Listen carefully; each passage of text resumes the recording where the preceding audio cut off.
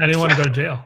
I will tell you right now, you can go on Google and type in CRM stock, and you will know everything that I know. It's called forward-looking statement. Don't go to jail. Yeah. Right? Everybody is like, what are the odds that I would know anything useful anyhow? Especially in this market, it's like, I don't know. It doesn't make any sense. It doesn't. I sold all my stock like shortly after things were dropping, and then I bought a whole ton of it like right at near the bottom. Yeah. And then it came back up like a good amount, and I was like, this thing's gonna go back down. And then I just sold everything and just kept on going up for the last like month and a half. It's like nuts. I did that with Zoom. I was like, cool, I'm in. And then it was like, oh yeah, it's not encrypted. Oh yeah, we're giving everything to China. Oh yeah, actually. And I was like, I am out. And then it went up like another, 60%. I was like, yeah. I have this bad I'm habit. up like 215% on Zoom. And I'm like kicking myself for not adding more, because I was like, oh, this thing's gonna do okay, but not like this. It's nuts. Yeah. I bought all the like Peloton, Zoom, Microsoft. I didn't buy Salesforce. I'm kicking myself, but I don't know. I have a bad habit of buying and never selling. Maybe that's a good habit. Yeah. But but if you're in stuff like Salesforce and Microsoft and Amazon, I mean that's all good stuff to hold on to. So yeah. I mean, I did sell some Salesforce. It's our open window right now, but it's stuff I've been holding on to years, anyways. So, right. Cool. We should probably stop talking about stocks soon, because we're going to hit record in a minute or so. Right. Actually, well, and everybody's here to listen. To hit record now. Everybody wants to hear us talk about SEO, anyways, right? Like not. If you want stock, just like, am I in the right meeting? What the hell? I'm not allowed to talk about stocks, so. Yeah, we start in 60. I think we hit record already. Katie's going to kick us off from third door, and then we'll take it from there. So whenever Katie's ready, she could start. We have how many people here? Over 100. Cool. Yeah, 106. Yeah, so as Barry said, my name is Katie Jordan. I'm from Search Engine Land. I'm just going to give everybody here a really quick heads up on something, and then I know you're all here to listen to not me, so I will pass it off and you guys can get to your live with Search Engine Land. So I just wanted to announce that we are 1 month out from the close of the 2020 Search Engine Land Awards. So that will be, the early bird ends July 24th, and your last chance ends July 31st. The last day of the month. So we have 17 categories this year, ranging from Agency of the Year, Search Marketer of the Year for kind of team and individual awards. We have plenty of campaign awards as well, local search campaigns, retail campaigns, mobile campaigns, from really, really small, like 5-person team boutique agencies to some of the big names that we're all familiar with. So if you've applied before, go ahead. We would love to have you back. Go ahead and hop in there. If you haven't, don't be afraid. We have a lot of great resources. You can always reach out to us and ask for help if you need it. But it's a really cost-effective way to generate PR. If you win, it'll help build your your organization's reputation and kind of get at that little extra edge ahead with your fellow competitors that we're all kind of looking for right now. And you'll also get to be featured on an episode of Live with Search Engine Land. Maybe Barry will be your host if you're so lucky, and you'll be featured on Search Engine Land. You'll get plenty of social promotion. You get a winner badge for your site, a whole bunch of other things. So if you have a great campaign, we want to know about it. So you can go to searchengineland.com/awards. I'll drop the link in the chat. And we would love to have you apply. So if you are going to join us for the awards this year and send us your submission, I wish you the best of luck. And that's my whole spiel in about 2 minutes. So Barry, I'm going to hand it back off to you. Thank you, Katie. Appreciate that. All right, for those watching live, I'm Barry Schwartz. I'm the, SEO news editor at Search Engine Land, and this is our XMX Live with Search Engine Land. Hope you are enjoying XMX Next. If you were watching my keynote this morning, I actually went to every single one of those locations in the background, and I traveled around the world very quickly and did it all. No, it was a green screen, if you couldn't tell. But this is going to be more exciting, more useful, hopefully. We have real live SEOs with real live experience doing SEO, both on a in the old-fashioned SEO world, where we started off doing SEO back before Google, as well as in the enterprise world. So a lot of these SEOs have been around for a really long time. Not that they're old, but they started when they were 14 or so. And I'm really excited to have them all. So just a quick heads up, Todd, who will introduce himself, I guess, first, will be leaving a little bit into this call early. He has some business he has to take care of, but thank you for joining. And let's go through the speaker list. So Todd, if you could please, tell us about yourself, your name, where you work, and so forth.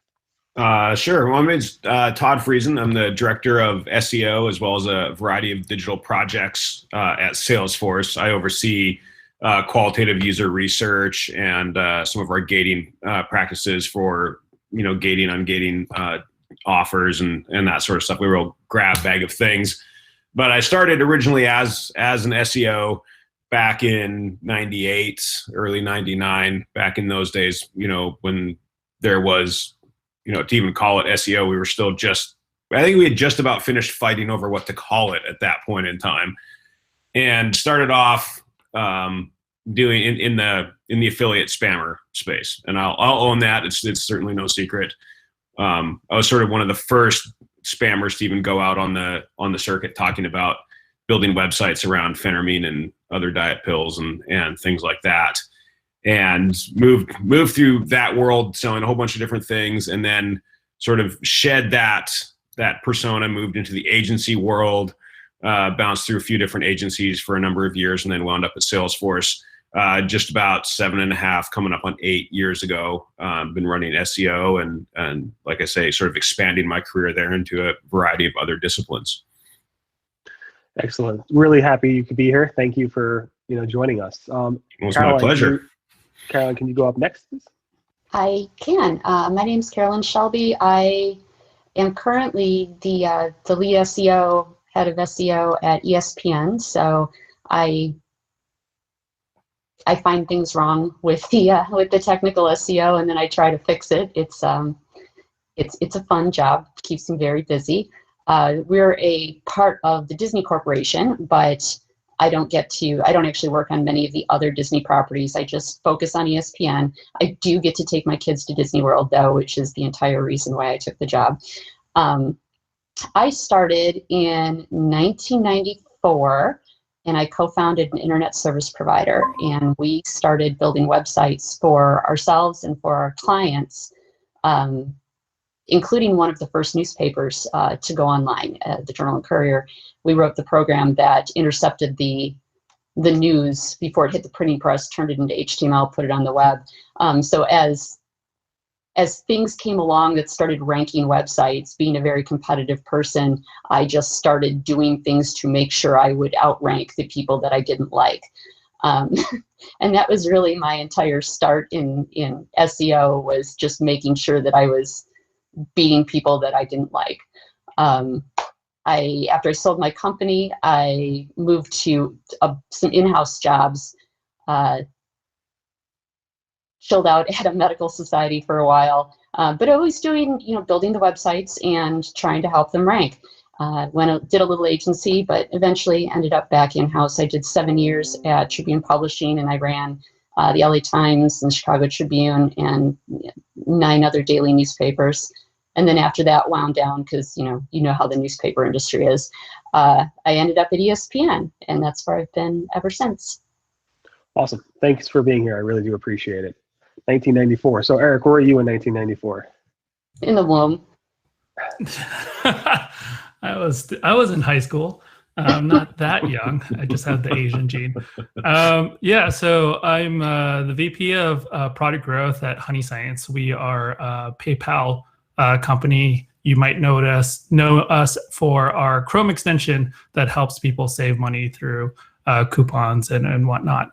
I'm responsible for various parts of our growth, not just SEO, but kind of things in paid search, as well as email and all the different marketing aspects, as well as just thinking about behavioral economics and how we can apply that to product in general. I consider myself the second generation of SEOs, and not like Todd and Carolyn here. Like I got started right around like near the end of 2000, where Google actually existed at that point. Having used Inktomi and Alta Vista as a consumer, not really having optimized for those. And worked my way through Realtor.com, Edmunds, AT&T, Yellow Pages, a bunch of large brands. And then more recently, I've been working with a lot of smaller startups and having gone through that world. I've had the benefit of both being in-house as well as helping on the consulting side, helping large brands like Uber, TripAdvisor, and Pinterest. So I've got a pretty good view of different things around the industry, which is nice. Awesome. Great. So like you, when in 1994, I was also in high school, so you're not alone there. But I joined the SEO industry as a baby, so I've kind of been involved for a long time there. Not as long as Carolyn or Todd. So thanks again for joining us. This morning's keynote, just a quick summary. If you haven't seen it, check it out. SMX Next. I basically gave a talk about 20 or so years of Google algorithm updates. It wasn't really algorithm updates 20 years ago, but you can see the keynote for that. Let's talk a little about the early days. This is before real algorithm updates. It was like Google Dances. So I don't know if you guys remember. You used to go to like Webmaster World and like refresh and see which data centers IP addresses were actually updating their PageRank scores. Todd, I think you were Oilman there. Carol, I don't know what your username was, but what do you remember most about those days? I was Seashell. Seashell, okay. So what do you remember most about those days? Back with the monthly update, right? I mean, my very first business card I ever designed when I had my little tiny thing was called Oilman Promotions, and it was a picture of a dude hiding under a desk. It signified what we went through for about 3 or 4 days every time Google updated the algorithm, and you just wait and see if you wound up at number 1. I was still doing pills then, and was still selling prescription medication online. I was not doing pills, as it were.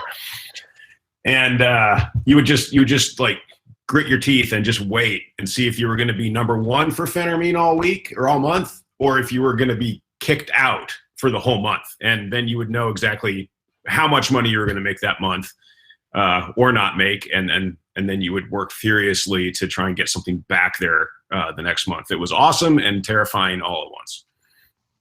I remember weeping. Something would flip from 1 to like 7, and I was just beside myself and sobbed. My mom thought someone ran over my cat, and I tried to explain to her what was wrong, and she'd be like, "You need to pull yourself together and get a job." It's like, I don't understand. So do you prefer those? Sorry, go ahead. I was gonna say I had my entire network of medication sites. The entire thing wiped out overnight during one of those updates, and that was the end of. That was just about the end of affiliate marketing for me. That's when I started looking around to do something else in the space. That was what year approximately, you say? That was which update? Probably 2005-ish. I don't know. It's all blurry to go that far back at this point. So it wasn't for the Florida update, which was in 2003. It was before. It was after the Florida update. Yeah, I made it through Florida. You made it through Florida. Cool. And back then, it was literally, if you had a PageRank score of like 8 or 9, you could rank for whatever you wanted to, right? That was like the answer. Yep. It was not about content. 7? Only 7. Well, you go get that one link off of Weather Underground or whatever else for $1,000 a month, and it paid off in like 2 days. Yeah, the old I had a days. link from the homepage of Purdue University. I don't know about you all, but like, I was working for the city of San Diego. I thought I had a control over, like, we had like all these like subdomain sites. Even though we had decent PageRank, I could not get like link value to pass through these .gov sites, because like one of the bigger things at San Diego was that we had to try to get the San Diego Fire Department SDFD.gov, or I forget what it was, like to outrank a porn site. Like, I was basically telling my friends, I'm like, look, like, I got into SEO because of porn, but not because of like the regular way. It was basically trying to get like the fire department to like outrank this porn site. You can do it. I got a site to outrank the FTC. So I actually had a site. I actually outranked H&R Block for its own name during tax season for a whole season. sweet. But this is a simple affiliate site. They didn't pay me. They said it was some type of violation of their affiliate stuffing. Any event, those are old stories. But before Todd leaves, which I think is in about next 5 minutes or so, is there any specific algorithm update that you remember the most by name? I mean, Florida. I think that's like for those of us that sort of go all the way back like that. Florida was the one I think that's just that is going to forever, be one of the things that started to change the face of SEO. I mean, nothing on that scale had ever happened. It'd been this incremental, like we found a hole, they plugged a hole. We found a hole, they plugged a hole. It was this cat and mouse game that went on for a long time, and then Florida came along and went, hey, we found a whole bunch of you, get out of our index. And it was like when the Death Star blew up Alderaan, if I can be super geeky, and all the voices of the SEOs that cried out and were silenced. That was Florida as far as I'm concerned. Carolyn, was there anything bigger than that in the history of Google algorithm updates? Bigger, I don't think so, but maybe seismically similar within the memory span of the newer generation. Panda was a big one, and it did spawn a lot of really cutesy videos of people dancing for some reason, and so it forever soiled the reputation of that glorious, magnificent mammal. Panda I think was a big one, and the whole thin content and taking out the content farms, I think it was a good thing, I think, for the universe. I'm not going to pretend it wasn't, but I think that's probably the next closest one within memory. Same for me, Panda. I mean, if you need to, I don't want to rehash the interview that Barry and I did, but go check out seroundtable.com, best website on the internet. We did basically I talked about I talked about a Panda. So like for me, it was Panda 2, just because I was at Demand Media, and we were basically the reason, one of the reasons Panda made that update, right? Like Google made that update. It was directly aimed at us. So I won't forget those late evenings, weekends, because we were a publicly traded company at that point. I think we went from like $1 billion market cap to like $600 million market cap overnight. It was pretty nuts. I had forgotten that it was you guys. Them and Mahalo, right? I mean, they hit the spinners first, and we were not spinners. Sure. We actually created unique content. We just created a lot of unique content that looked very similar to one another. Yep. Oh yeah. I remember that. It was, but I'm going to soapbox here for a second, because this is going somewhere, right? So we get to this point, they're saying, hey, make content. We're all like, okay, fine, we can do that. And then it was like, hey, well, we can spin it. We can just create stuff, and we can, come up with these programs. So we started basically just polluting the internet with stuff, right? Because Google said, hey, we're moving away from this link thing. We want actual content at the end of these things. We want it to be different. You can't all have a duplicate. We're going to do a thing about this, and on and on and on, right? And then, okay, no, that's not good enough. So we really want you to do better content. So then we started doing better content. No, we want you to do even better content. We want it to be longer, right? Fine. We start doing better content. We start doing longer content.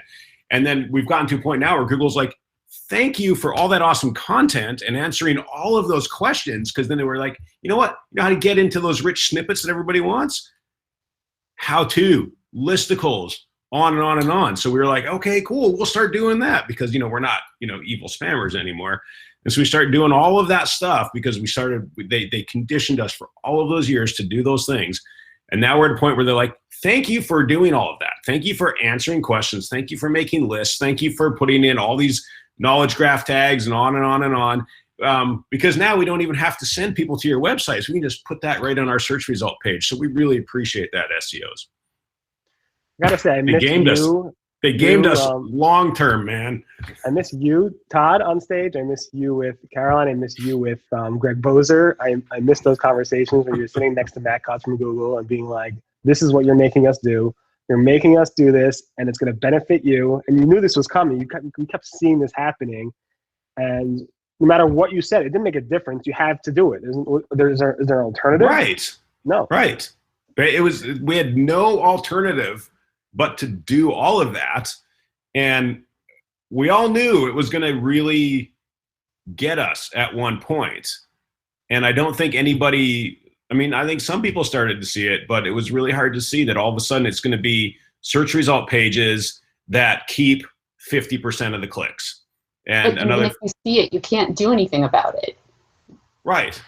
Absolutely. You cannot do anything about it because you still have to go do all that stuff because they're going to put somebody else's. And we need their traffic. And that's what it comes down to.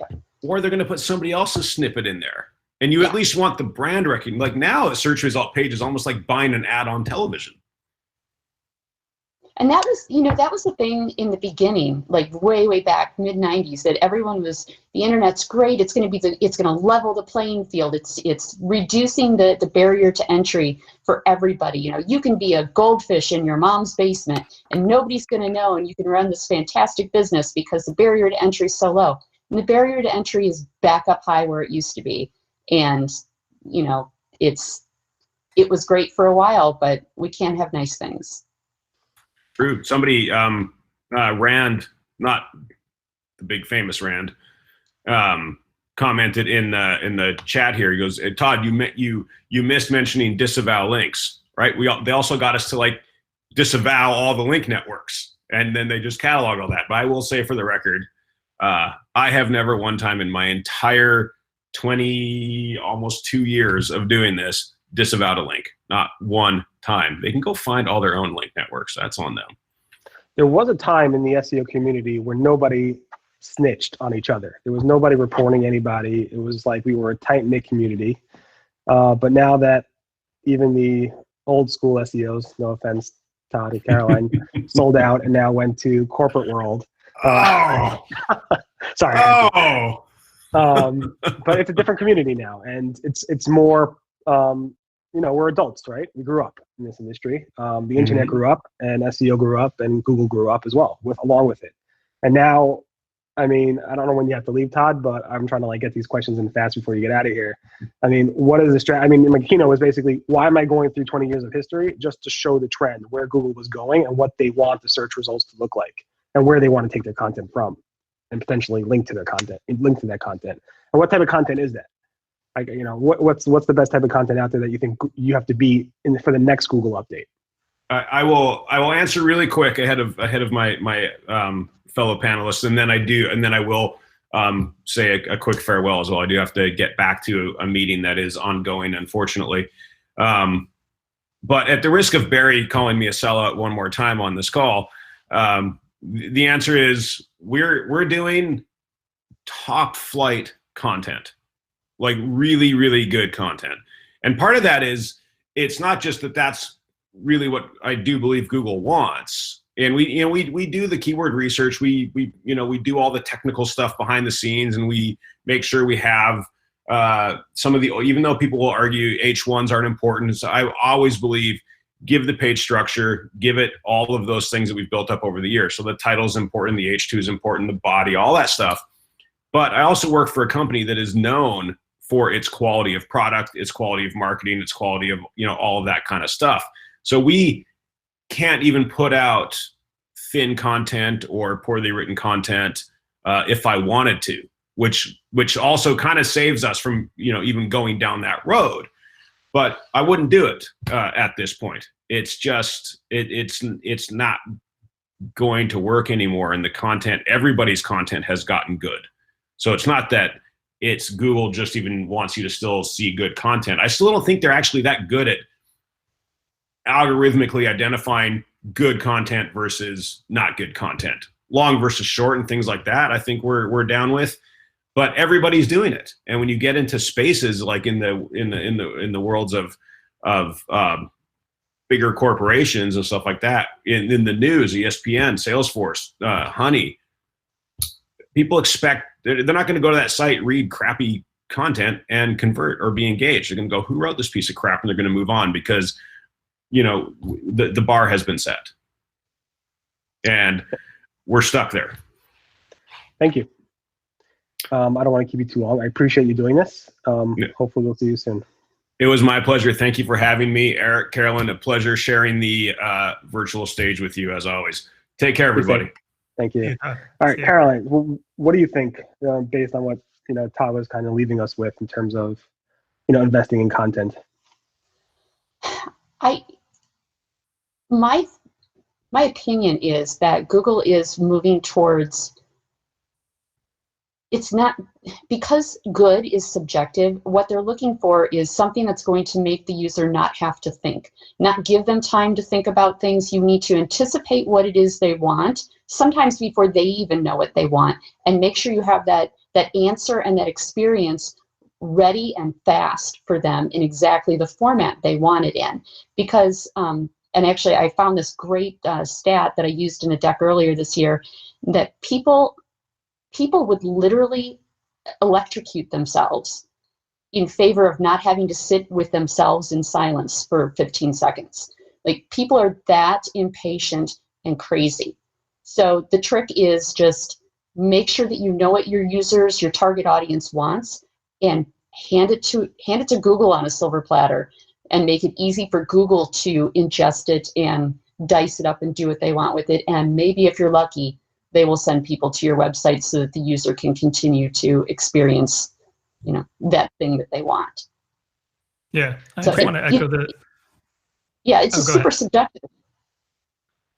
Yeah, like similar sentiment, right? Like, although I don't want to disagree with Todd now that he's off the air. It seems disagree with him. Crass. It's okay. But basically, like, I mean, I've seen with I would say, like, in modern time, if we're talking about algo changes, I would say like rank brain is probably the biggest thing that we've seen, right? Like this fundamental shift. Panda was the initial piece of moving things from a heuristic model to a machine learned model. And now with like basically almost all the algorithms seemingly are on machine learning, who knows really, but like it seems that way. The idea of like short form content, long form content, in some ways, I don't really care if my article is short, as long as I'm doing what Carolyn is saying, is that I'm addressing that user need immediately and fitting them to the persona that's coming in, right?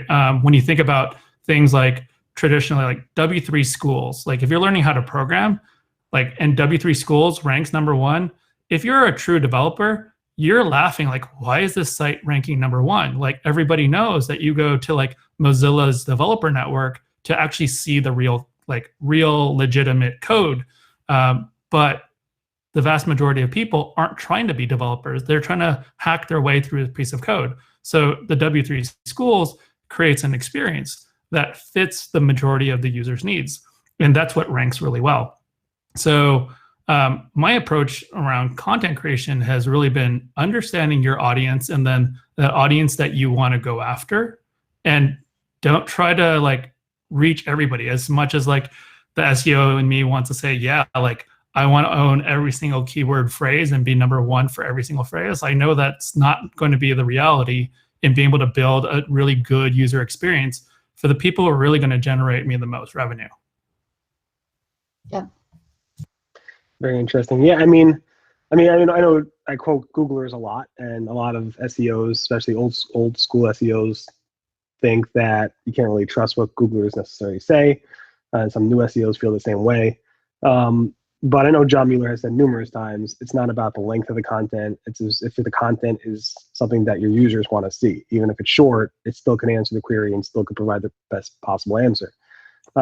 So, yeah. The really gnarly part about that is like, some of this stuff this is what drives link bait or clickbait, right? Like, creating some of these experiences, sometimes I do feel like, am I doing a disservice to the internet as a whole? Because I know I'm giving the user what they want, even though what they want is probably not what they should actually need or really want. But it's like, I'm delivering on that rat brain mentality. Cool. I put all the funny things, like, coming from demand, where we used to create articles of like how to drink 8 glasses of water to lose weight, how to drink 7 glasses of water to lose weight, how to drink 9 glasses of water to lose weight.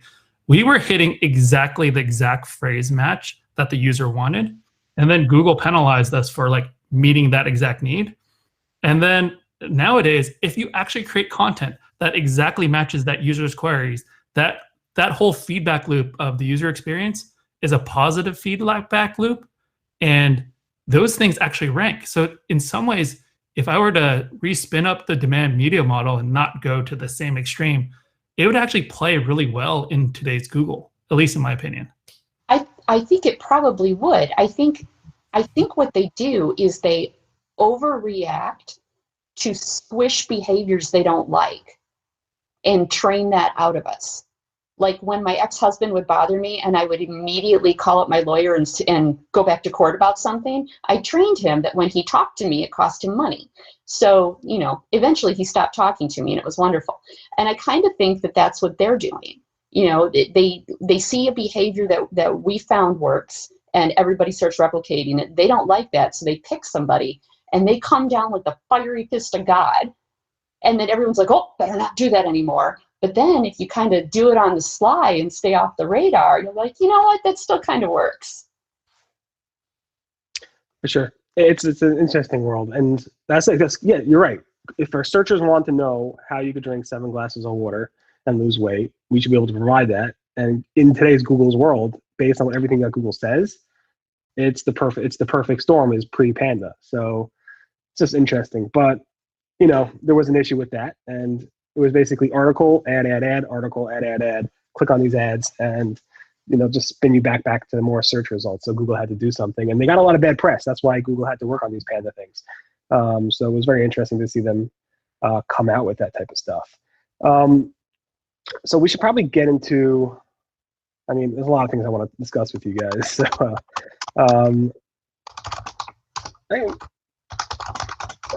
you know what? Let's just go on to this. So let's talk about like the future, because I know a lot of people who are watching this want to know about what to do with their websites today and tomorrow. So we know where Google is now. We know, these core updates. We know what we need to do to make our sites, the best for our user. Maybe it's about 7 cups of water. Maybe it's about 9 cups of water. We know that we have to serve the user. The question is, what does that mean exactly? How do we serve our users and show Google that we're serving our users through our content and our links and all the Google signals, YMYL, EAT, all this fun stuff that SEOs are talking about? What really matters? So, Eric, I'll put you on the spot first, because why not? Yeah, honestly, the more and more I get into SEO, the less and less I keep up with this YML, EAT, all that crazy stuff, because like in some ways it all becomes moot. It's all cyclical. Like in the end, the irony of it is that Google always says build for the user experience, provide the best user experience. And honestly, if you just do that, you actually will like have a sustainable strategy moving forward. For myself, like I actually don't even consider myself really much an SEO or a marketer. I consider myself a product manager first. And what that means is that I'm always considering the user experience first, no matter what it means for SEO. So if that means that I don't have like certain piece of schema, if I don't do a certain piece of technical SEO, like I don't mind, so long as that's providing a better user experience. And really, I'm just mapping out all the different aspects, but my use cases always start from when the user drops in from Google, right? I think product managers in general, they spend too much time thinking about the user came from our homepage, the user came from this particular page. That's not true. Everyone comes in from the side door from Google. So if you take the mindset of this person is typing in these words and they're landing on this page, yeah, like the first level thinking is to say, okay, cool, we'll address that particular query by giving them the exact content that they're looking for. But you have to think second and third levels deeper, right? Kind of answering, hopefully I'm not taking too much from Carolyn, but like this idea of like, how do you actually solve the rest of their customer journey right then and there, right? It's my fundamental belief that because everything is so machine learned these days, Google is trying to figure out which one of these sites that is providing a great user experience is the one that we should rank, which in some ways can level that playing field where the smaller guy who is a little bit more nimble can actually create an experience that solves particular niche experiences. So the idea of I come in on a particular keyword phrase. The vast majority of people doing any kind of research, when you think about like any kind of funnel, they're doing top level research. They're going down that funnel until like near to the bottom of that funnel. Instead of them going back to Google every single time to find that next page, if you're able to solve that next user's intent, if you're able to predict what the user is going to do next and give them the appropriate options, that user is going to continue to stick with you. And what you're going to see is that in Google that you're going to be rewarded. Whether that's today, whether that's a month from now, 6 months now, from a year from now, in some ways it will, one, it'll happen, at least that's my fundamental belief. But even if it doesn't happen, hopefully you've built such a good user experience that you don't need Google anymore, right? You think about Amazon. Amazon is the biggest e-commerce search engine that there is. Yeah, they get a ton of Google traffic. Do you think they care about their Google traffic? Yeah, they probably have a person or two for like a company of that size. They don't really care about that traffic in some ways. So if you just take that slant, yes, you're going to need the traffic coming in from Google today. But if you taking that slant of improving that user experience, not only will you prepare yourself for what you can do with Google in the future, because Google's always going to be optimizing for sending people to the best user experience, but secondarily, you're just going to build a real business on your own. It's interesting you say that because those watching may have known I have a personal blog, not Search Engine Land, it's a professional blog, but it's a personal blog, Search Engine Roundtable, and it got hit by I got hit by many updates just because it's fun to do that. But I got hit by the last May core update. It was big. I think it was like a 30 to maybe 40% drop in Google organic traffic by getting hit by these core updates. Some people say more, some people say less. But what I noticed is after a few weeks, even though the Google traffic is still down, it seems like other traffic, like referral, direct, even social media is all going up, which is weird. And my traffic levels are really not down that much at all.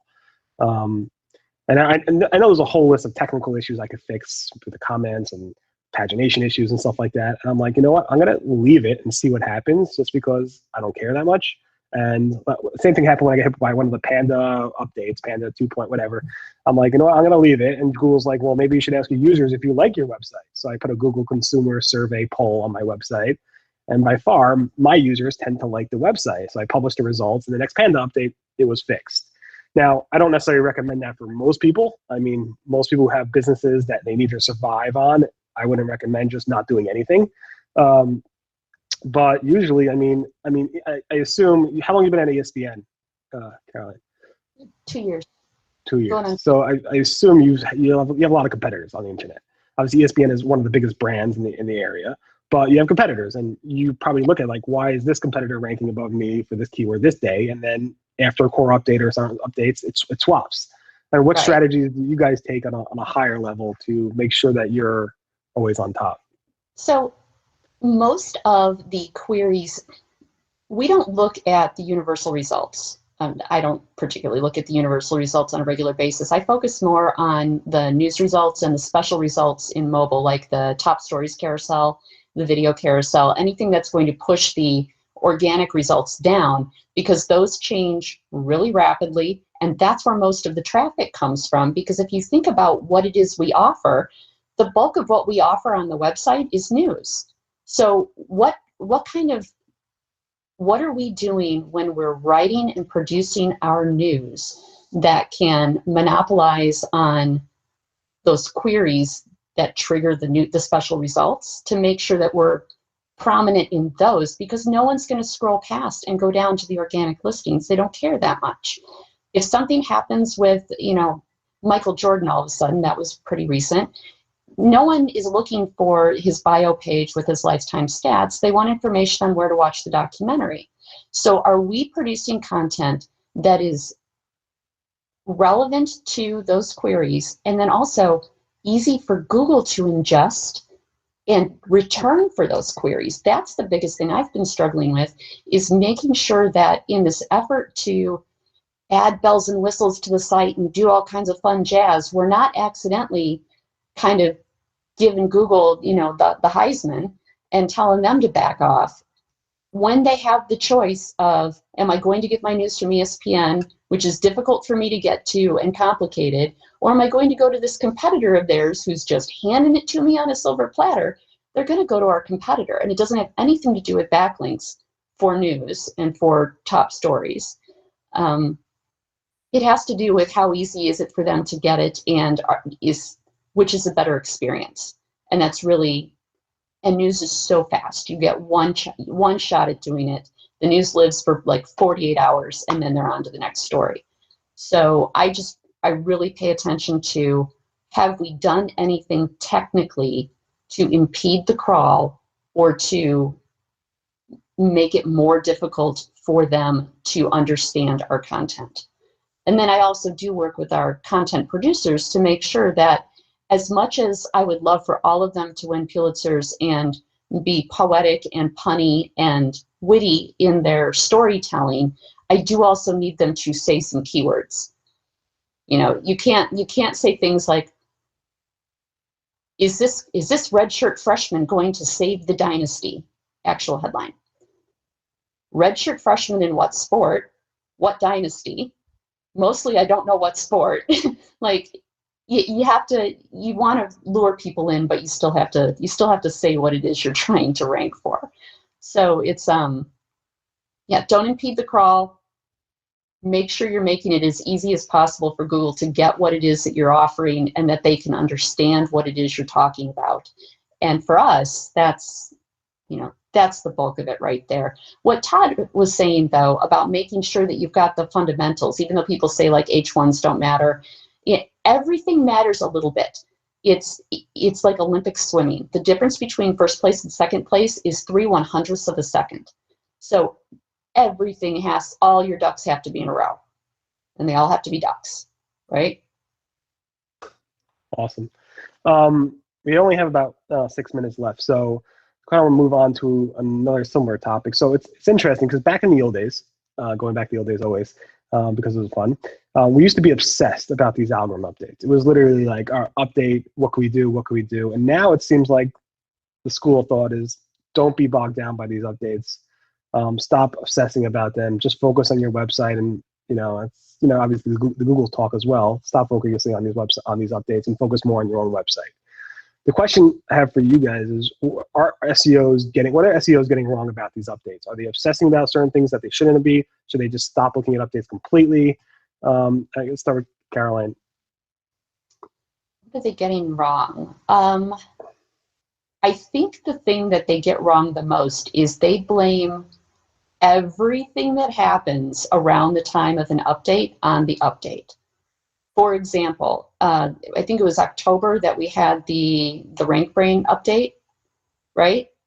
Was it August? I forget which month it was. Rank brain anyway, when a certain time, and then they said that we launched that 6 months ago, so it was hard to nail that one down. When it got announced, I think we were in the middle of, we had accidentally introduced a problem into our AMP pages, and news really only looks at the AMP pages.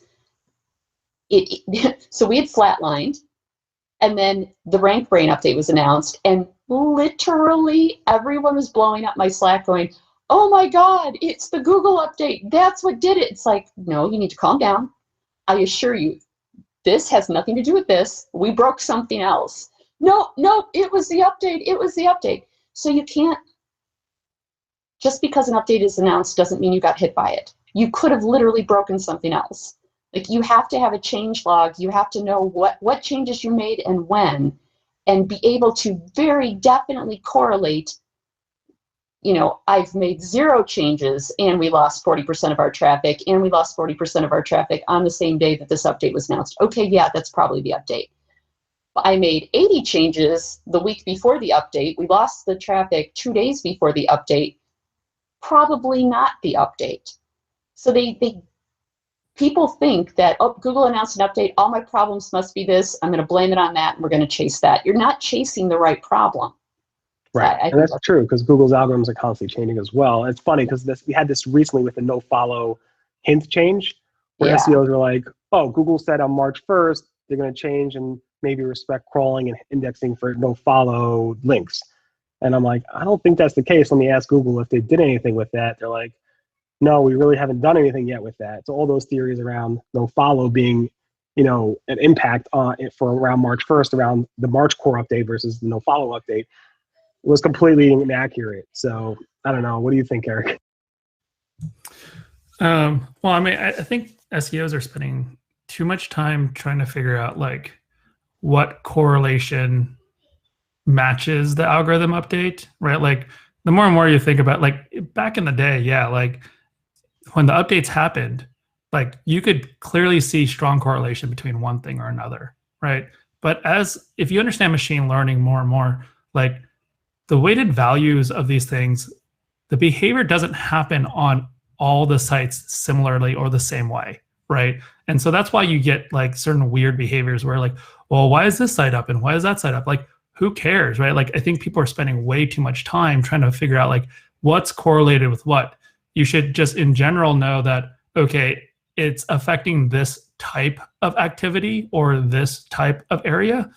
And then just look at your site objectively, right? Really take a look at it like where you don't work there and you're not sitting there thinking like, I should be outranking my competitors. Really take a hard look at your own product, your own content, your own experience, and say, is this truly better than my competitor in all cases?